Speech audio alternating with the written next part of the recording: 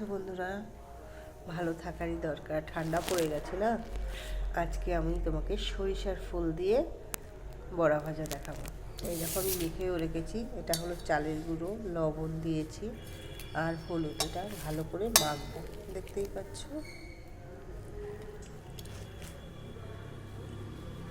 কি দারুণ করে একটু শক্ত শক্ত করে মেখেছি, দেখতেই পাচ্ছ। এবার ছেড়ে দেবো তেলে। তেল আগে থেকে গরম করে রেখেছি, এই দেখো ছাড়ছি।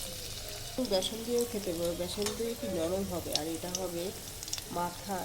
যদি চাকু মারি থাকবে না, চালের গুঁড়ো তো এতটাই শক্ত হয়। দেখো কি সুন্দর দারুণ বড়ি হবে, কি দারুণ দেখতে লাগছে না। এটা আস্তে আস্তে কিন্তু করে করছি, জোরে করে তুললে পুড়ে যাবে, বেশি এর ভিতরে হবে না, কাঁচা থাকবে। এই জন্যেই আস্তে আস্তে ডিম দিয়ে করছি। দেখেছো কি দারুণ লাগছে দেখতে। দেখো একটার সাথে একটা লাগবে না, কেন চালের গুঁড়ো তাই। দেখো কি সুন্দর এই দেখো উঠে যাচ্ছে, দেখতে পাচ্ছ।